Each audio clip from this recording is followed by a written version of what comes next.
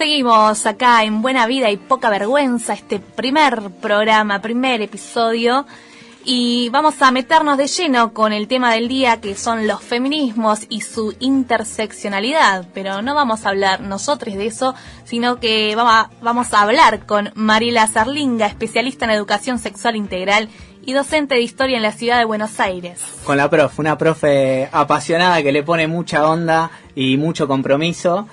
Docente ahí del postítulo de Educación Sexual Integral del Joaquín, que siempre está bajo amenaza del gobierno. ¿De qué gobierno? De la ciudad de Buenos Aires, de nuestro ex amigo Larreta, ¿no? Ya que nos mudamos para la comarca. Nunca fue amigo. Jamás. Hola, Mariela, ¿cómo estás? Hola, buenas noches. Qué lindo escucharles. Lo mismo decimos. Bien ahí. ¿Cómo están? Bien, la verdad que es algo que no dijimos al inicio del programa, es que Radio Encuentro nos abrió enormemente los brazos. Silvana, Juan, acá del otro lado del vidrio, dos de los integrantes de esta radio hermosa que nos abrió, nos acogió, y acá estamos haciendo radio como nos gusta. Así que estamos muy felices de habernos venido para la comarca, haber dejado la ciudad, sobre todo en este contexto. Está muy bien, es como para empezar la charla sobre feminismos, hacer un poco de conocimiento situado. Sí. Pero bueno, eso lo podemos hablar otro día en un Zoom, porque hoy lo que nos trae acá es la palabra esta, feminismo. ¿Qué significa esta palabra? ¿Por qué tanto miedo? En principio tendríamos que pensarlo como feminismos, ¿no? En plural, que eso ya nos abre un montón el campo de charla, discusión. En realidad el miedo tiene que ver porque, bueno, los movimientos feministas lo que hacen es señalar una serie de privilegios que tienen una base histórica y ponen en jaque esos privilegios, por lo tanto, bueno, preocupan. Que el movimiento feminista tiene, entre las muchas discusiones que tiene algunos puntos en común entre todas sus corrientes, y tiene que ver con que es un movimiento que busca derrocar todo tipo de violencias y de injusticias que sufrimos las mujeres a lo largo de nuestra historia, y que busca, por otro lado, no solo eso, sino que se propone construir un mundo más justo para todas, para todos, para todes. Sí, su preocupación no tiene que ver con la opresión de género únicamente, sino que todas las desigualdades y las opresiones son centro de su preocupación. Por lo tanto, es un movimiento anticapitalista, anticlasista, antirracista y sobre todo antipatriarcal, ¿no? Entonces, bueno, cuando hacemos ese recorrido tenemos un montón de privilegios que entran en riesgo, ¿no? Entonces, por eso el feminismo es molesto. Mari, cuando empezamos a debatir sobre la organización del programa y sobre desde qué lugar encararlo, hablábamos de la interseccionalidad, ¿no? De la necesidad de pensar cómo es atravesado, ¿no? Por distintas aristas, ¿no? Las opresiones que respectan al género. ¿A qué nos referimos cuando hablamos de interseccionalidad? Y en realidad la interseccionalidad es una metodología de investigación y una manera de poder percibir la realidad social.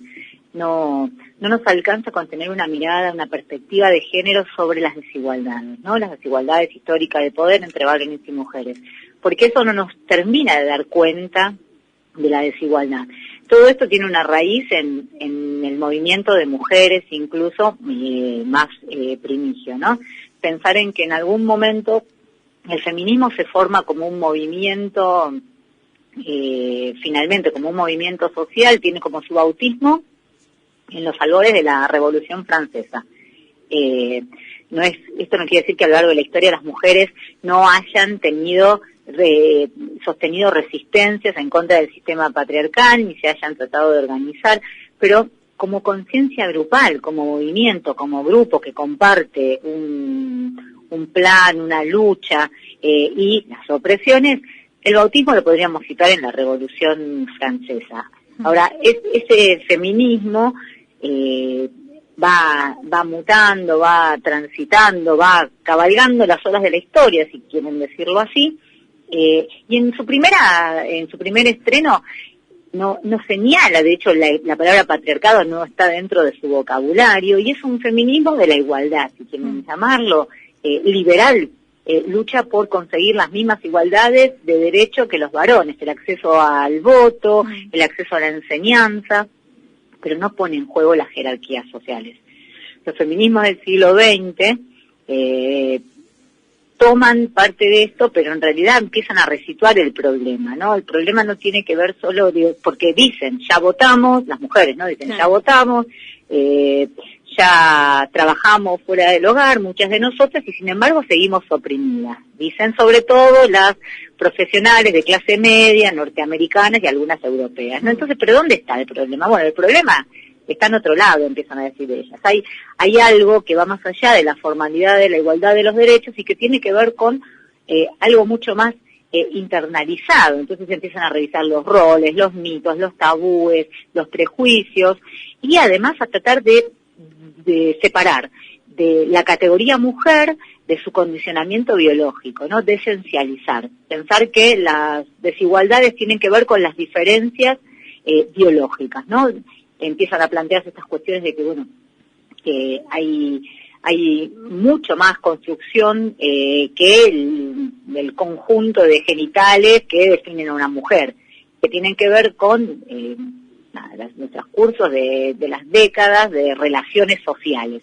Y ahí se ponen en juego entonces, que además viene de la mano de otro grupo de mujeres todas estas discusiones, ¿no? Son cuando las afrodescendientes norteamericanas les dicen a las profesionales y académicas blancas, dice, ustedes están luchando por salir fuera de su casa, a trabajar, que se las reconozca y eso las va a liberar. Nosotras toda la vida trabajamos y eso no nos liberó. Y además, nosotras somos las empleadas de ustedes que estamos en negro. ¿De qué mujeres hablan cuando habla el feminismo? Les dicen, ¿no? O sea, ya mujer no definía, no era suficiente, porque otras ya empiezan a decir, bueno, pero ¿de qué mujer me estás hablando?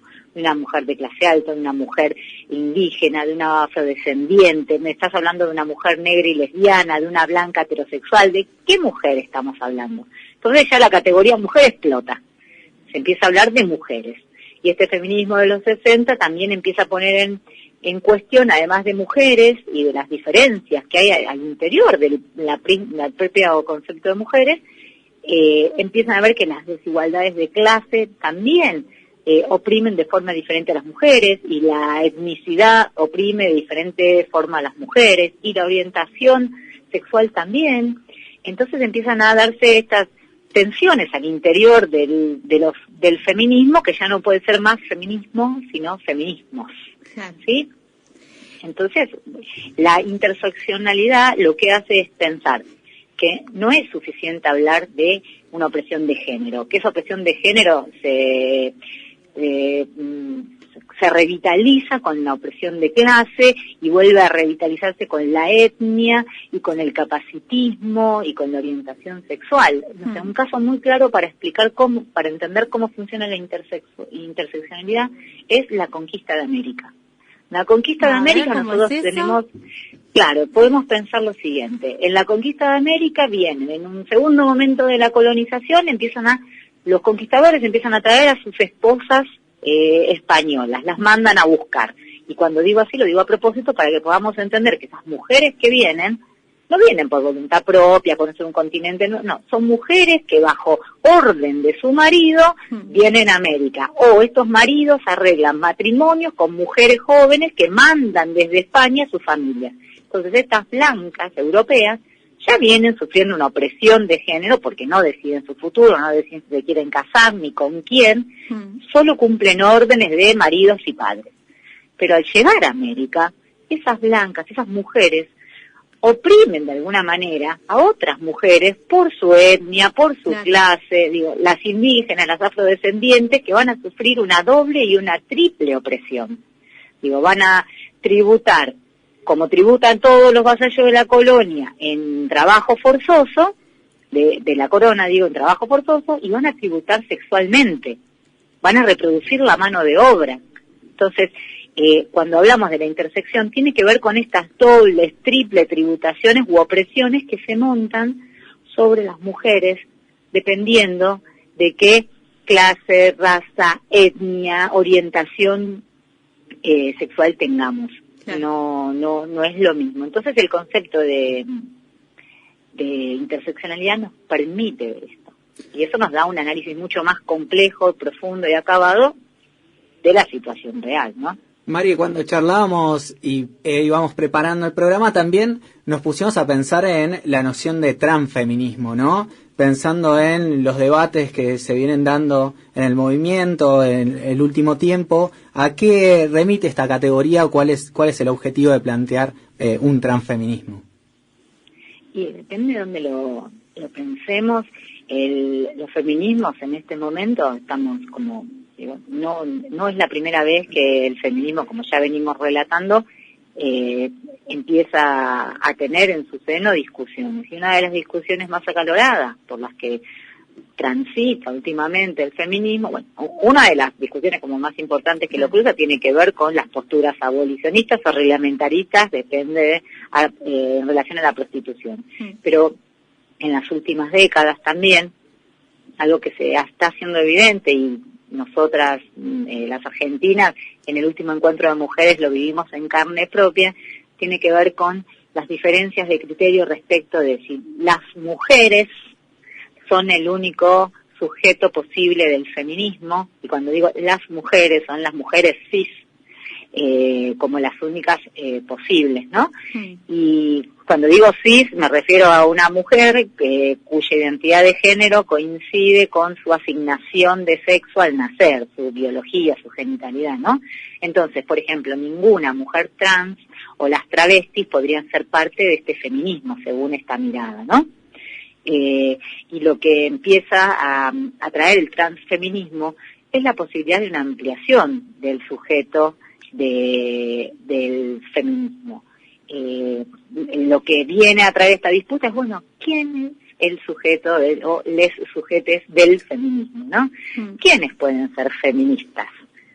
Que de hecho es como una discusión también interesante para plantearnos lo que nos pasa con el Adri hemos hablado muchas veces, ¿no? Bueno, ¿qué pasa con los varones cis, heterosexuales? Me estás respondiendo justo la pregunta que queríamos, porque, perdón que interrumpa, Mariela, de paso recuerdo a la audiencia que estamos hablando con Mariela Zarlinga, especialista en educación sexual integral y docente de historia en la ciudad de Buenos Aires.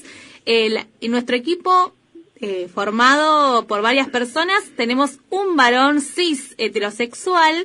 Entonces, bueno, ahí iba tu respuesta. ¿Qué opinás sobre la participación de ellos en espacios feministas? Y también, ¿cuál crees que es su rol en las luchas del movimiento feminista? Si lo tienen. Y no, yo entiendo que la lucha que el feminismo tiene por delante, que tenemos por delante, es una lucha, como dijimos, como dije antes, antipatriarcal, antirracista, antisexista, por lo tanto, anticapitalista. Por lo tanto, creo que cualquier persona que entienda como objeto de lucha de estos motivos puede ser parte del movimiento. Yo lo que pienso es que claramente no estimo ni espero que los varones organicen el movimiento feminista. Creo que los varones tienen una tarea enorme para darse respecto de revisar la organización social de la masculinidad, la socialización como varones, y me parece que tienen un trabajo enorme que muchos están encarando, pero pienso que cualquiera que entienda que es injusto que los sujetos del feminismo estén oprimidos en todas partes del mundo, puede ser parte del feminismo. Entonces, digo, y por otro lado, si yo entiendo que nuestra lucha es una lucha anticapitalista, además de antipatriarcal, de esto salimos entre todos, no sale nadie, ¿no? Entonces, digo, la idea del feminismo, como yo lo entiendo, no es tomar el poder y cambiarle el signo, como digo siempre, ¿no? Hacerle a quienes nos hicieron. Es de quienes estamos de acuerdo con que esto no es posible, que no es justo un mundo así de injusto, construir un mundo de relaciones más justas. Por lo tanto, será, vuelvo a repetir, antirracista, anticlasista, antipatriarcal.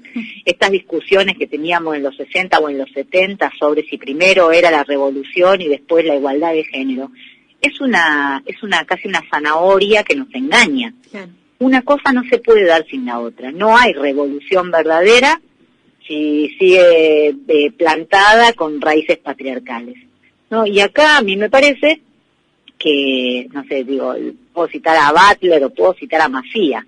El único límite es nuestra imaginación.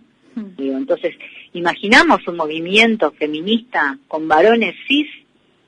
Sí, o sea, sí, claro, pienso que pueden poner en duda sus privilegios, pueden cuestionarlos, así como las mujeres blancas tenemos que, cuestionamos los nuestros. Porque también las mujeres blancas, profesionales de clase media, tenemos que cuestionar los nuestros. Yo estoy hablando desde Ciudad de Buenos Aires. Claro. ¿No? Tengo todo, hoy, justo ahora hablamos en medio de la cuarentena que somos los únicos que no estamos privilegiados, pues somos los únicos encerrados. Pero, sacando eso, soy una académica que está hablando desde la Ciudad de Buenos Aires. Soy blanca, ¿qué te puedo decir? Yo misma tengo que revisar mis propios privilegios respecto de mis compañeras que no tienen esos privilegios. Entonces, me parece que le estoy pidiendo a ellos algo que además me estoy pidiendo a mí. Muchas gracias, Mariela Zarlinga, por este tiempo compartido, por estas palabras. Pronto esperemos poder tenerte de nuevo en el programa porque va a tener larga vida. Buena vida y poca vergüenza que estamos haciendo con Adrián. Gracias. Todo lo que sabe Marie y siempre con compromiso y mucho cariño. Muchas gracias, Marie, por acompañarnos. Gracias. Hasta la próxima. Gracias a ustedes y felicidades con este estreno. Gracias, un abrazo grande. Besos. Hasta luego. Chao, chao. Y así pasó Mariela Zarlinga hablando sobre los feminismos, su interseccionalidad y el rol de los varones, si es que lo tiene en este movimiento. Adri, no te vayas, volvé, tenés espacio acá. Buena vida y poca vergüenza.